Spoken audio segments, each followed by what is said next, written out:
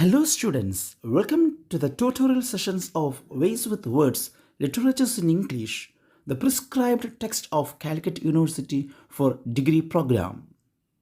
This time you will be watching the third and the final session of Sonnet 29 by William Shakespeare. Let's move on. The Sonnet 29 tells that the time when the speaker falls from grace and fortune, the time when the poet feels he is outcasted and is isolated or separated by the society, the time when the speaker starts to curse his fate and starts to compare his situation with all others around him, that time, accidentally or by chance, the good thoughts of his dear friend comes to his mind and refreshes his mind. It filled his mind with hope and color. The thought of his friend replaces negative thoughts with positive thoughts, thus gives him a positive vision of life. Now the speaker starts, or the situation is much better than king's position and king's wealth. So that's all about the poem Sonnet 29. It's just a summary.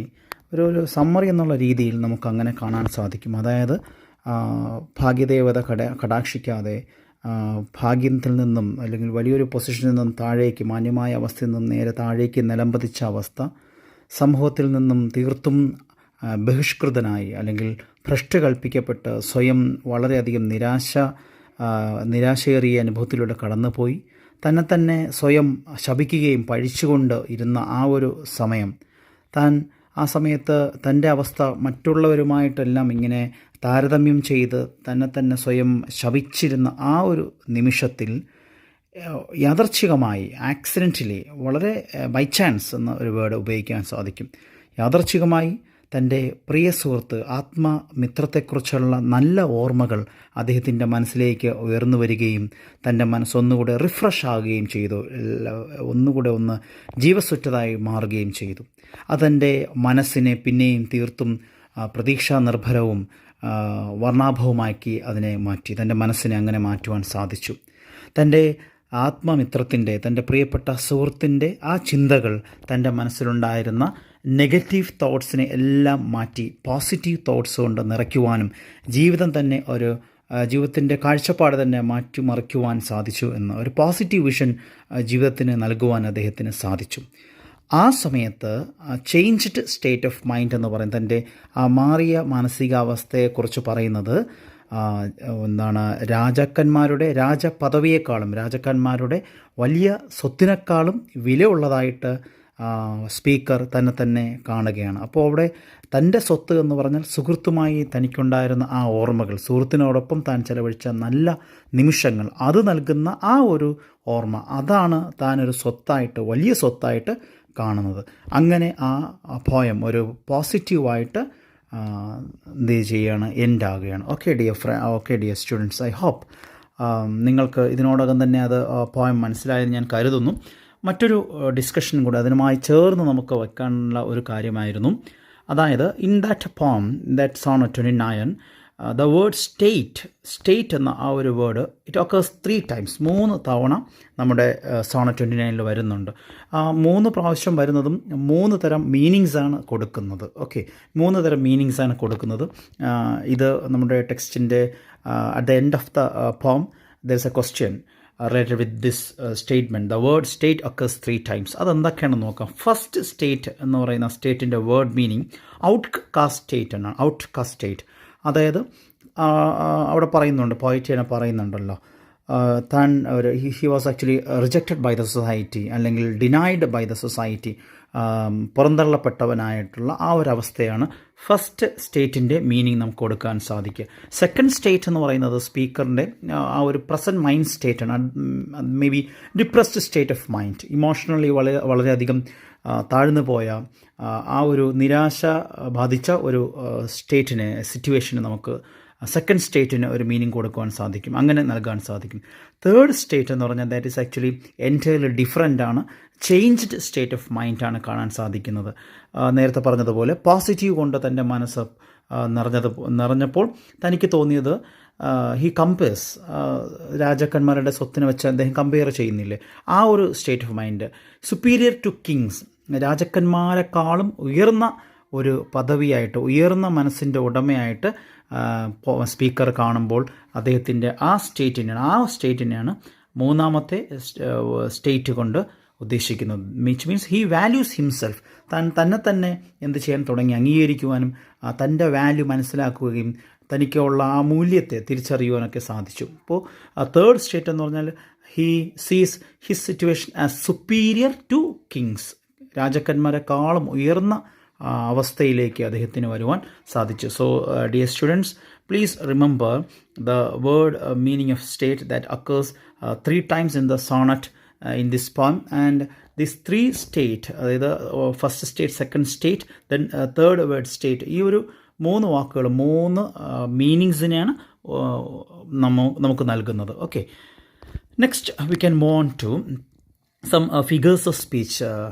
നമ്മുടെ പോയത്തിൽ തന്നെ ഉള്ള ചില നമ്മൾ discuss ചെയ്യേണ്ട figures of speech. That first one is personification.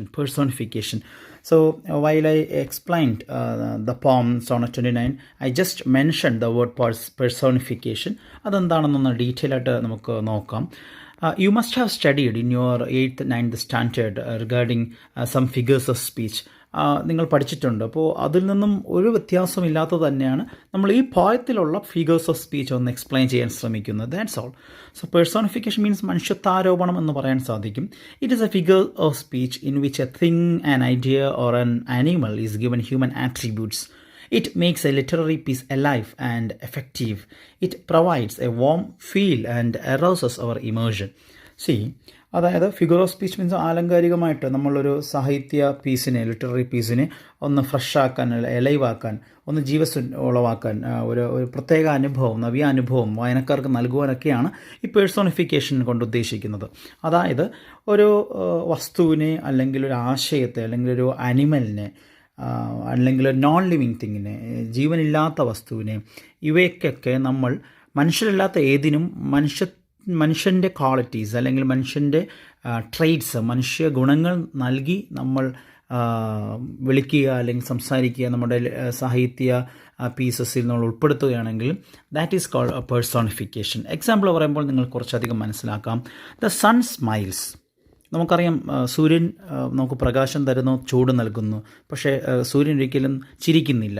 ചിരിക്കുന്നത് പൊതുവെ മനുഷ്യരാണ്. സോ മനുഷ്യൻ്റെ ആ ചിരി എന്ന് പറയുന്ന ഗുണം, ക്വാളിറ്റി, നമ്മൾ ഈ വസ്തുവിന്, സൂര്യൻ എന്ന ആ വസ്തുവിന് നൽകുമ്പോൾ അത് പേഴ്സോണിഫിക്കേഷൻ ആവുന്നു. We are personifying the sun.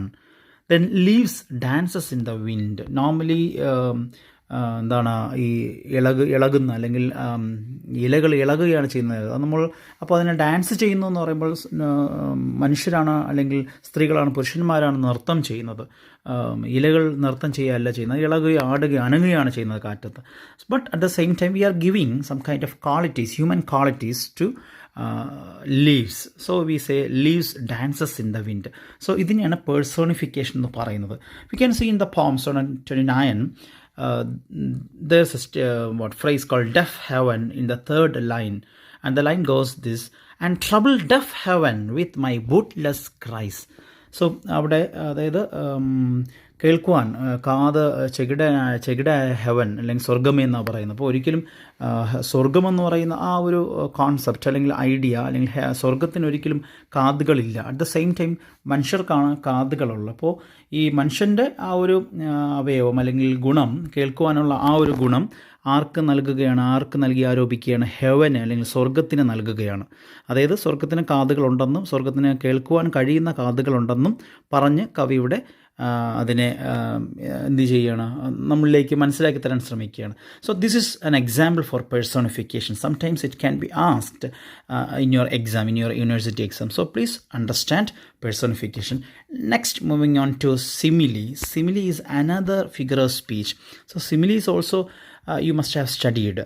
ഉപമ എന്നൊക്കെ നമ്മൾ വിളിക്കും. സോ രണ്ട് ഡിഫറെൻറ്റ് തിങ്സിനെ കമ്പയർ ചെയ്യാനായിട്ട്, അതായത് സംടൈംസ് കോമൺ ഫീച്ചേഴ്സ് ഉണ്ടാകും, അല്ലെങ്കിൽ ഒന്നുകൂടെ എഫക്റ്റീവ് ആക്കാനായിട്ട്, ഒന്നിനെ എംഫസൈസ് ചെയ്യാനായിട്ട്, അതുമായിട്ട് യാതൊരു ബന്ധവുമില്ലാത്ത മറ്റൊരു വസ്തുവുമായിട്ട് അതിനെന്ത് ചെയ്യുന്നു, കമ്പയർ ചെയ്യുന്നു. Sometimes in order to find similarities or dissimilarities, whatever it is. So അതിനെയാണ് നമ്മൾ എന്ത് പറയുക, സിമിലി എന്ന് പറയുമ്പോൾ സിമിലി എന്ന് വിളിക്കുന്നത്, അല്ലെങ്കിൽ ഉപമ എന്ന് പറയുന്നത്. We use some words like as resembles in order to compare two things. Okay, example പറയുമ്പോൾ നിങ്ങൾക്ക് മനസ്സിലാക്കാം. My love is like red rose. എൻ്റെ ലവർ എന്താണ്, ചുവന്ന റോസാപ്പൂവ് പോലെയാണ്, റെഡ് റോസ് പോലെയാണ് എൻ്റെ ലവർ. സോ ദെയർ റോസിൻ്റെ ആ പൂവിനെ വെച്ചിട്ട് ലവറിനെ എന്ത് ചെയ്യുകയാണ്, താരതമ്യം ചെയ്യുകയാണ്. ഓക്കെ, ഒരുപോലെ ആക്കാൻ ശ്രമിക്കുകയാണ്, പൂവ് പോലെയാണ്. Then life is like an Ocean.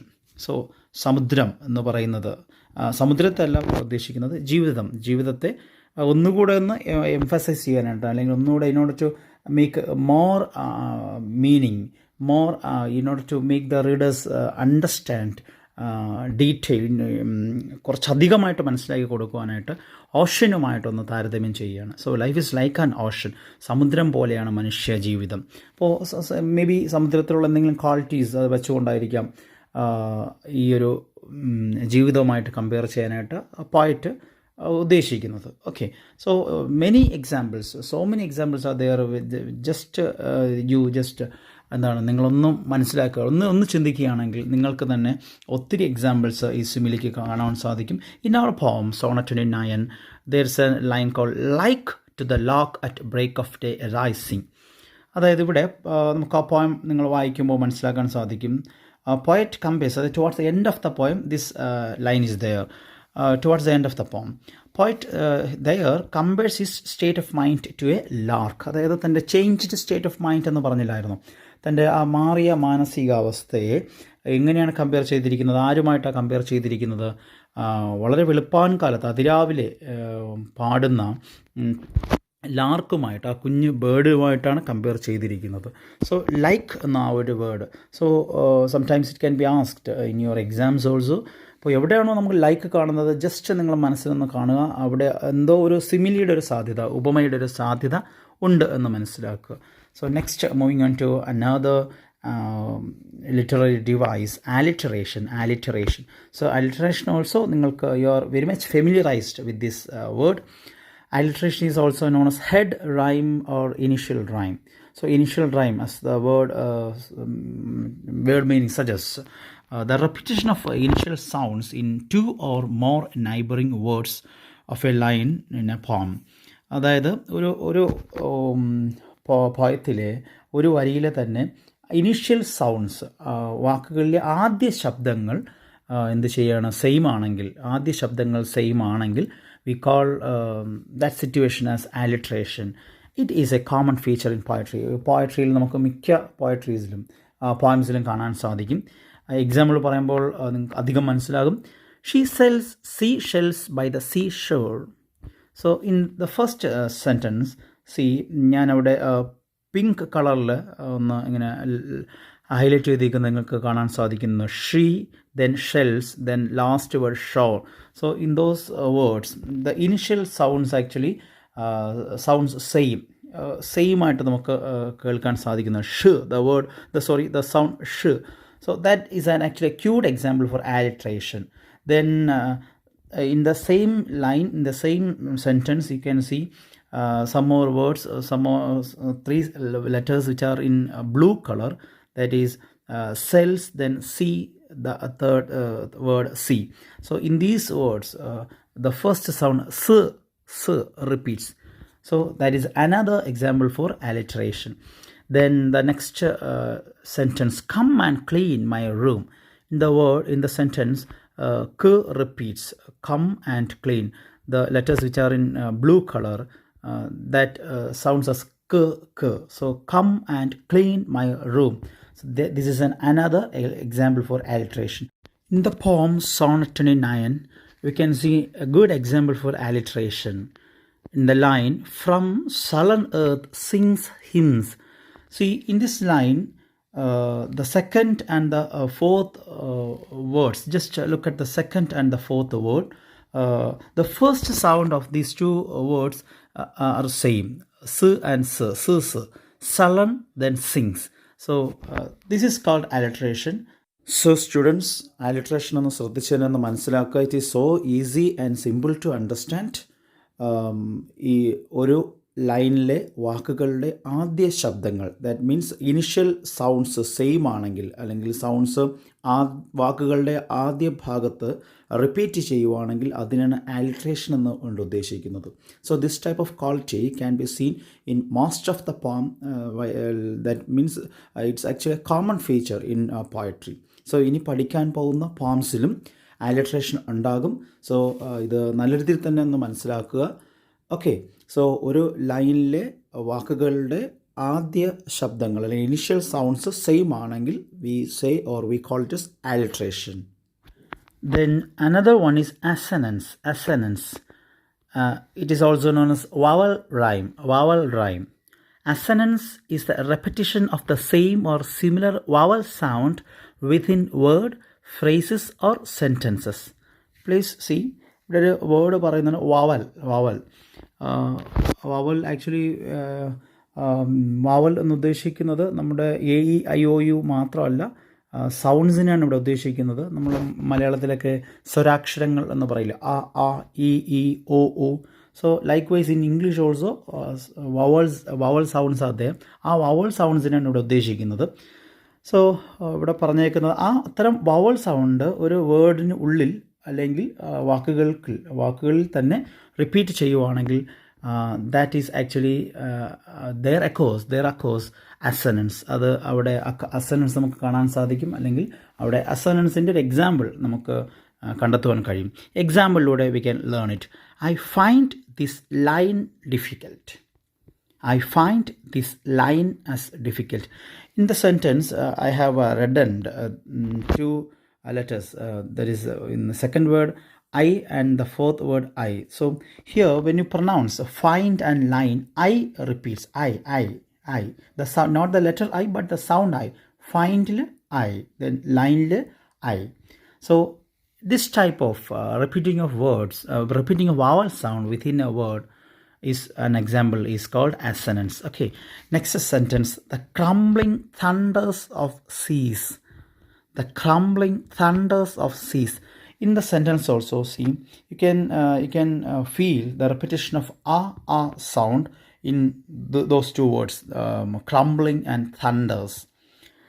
And I have colored the letter U in crumbling and U in thunders. Please remember, sentence U aanengil we pronounce it as a. Okay, so in these two words the sound a repeats. A is an example for a vowel sound, and it repeats in this sentence. So there we can see an example for assonance. So in our poem Sonnet 29, we can see number of examples for assonance, then alliteration. In these two lines we can see assonance. Wishing me like to one more rich in hope. In the line wishing, the vowel sound E repeats many times. Wishing, then rich, E sound is there. So in that line we can see assonance. Then next line, like to the lark at break of day rising. So here also we see the repetition of sound, the repetition of the vowel sound I twice. Like കാണാൻ കഴിയുന്നുണ്ട്. Then rising I sound. So the vowel sound I repeats twice in this line. So these are a few figures of speech and literary devices that can be seen, that can be found in the poem Sonnet 29. So when we study a poem, we can study the poem in many dimensions. അതായത് അതിൻ്റെ ഒരു പോം പഠിക്കുമ്പോൾ പല രീതിയിൽ നമുക്ക് പഠിക്കാൻ സാധിക്കും. അതിൻ്റെ മീനിങ് മനസ്സിലാക്കിയിട്ട് കോണ്ടൻറ്റ് എന്താണെന്ന് കണ്ട് മീനിങ് മനസ്സിലാക്കി പഠിക്കാൻ സാധിക്കും. നെക്സ്റ്റ് സ്ട്രക്ചർ വൈസ് പഠിക്കാൻ സാധിക്കും. നെക്സ്റ്റ് ഫിഗേഴ്സ് ഓഫ് സ്പീച്ച്, അതിൽ എന്തൊക്കെ figures of speech literary devices add ചെയ്തിട്ടുണ്ട്, ഇതൊക്കെ കാണാൻ സാധിക്കും. ദെൻ പോയറ്റ്സിൻ്റെ അല്ലെങ്കിൽ സ്പീക്കറുടെ മനസ്സ് അതിൽ എത്രമാത്രം ഉണ്ട്. So in many ways we can learn a poem.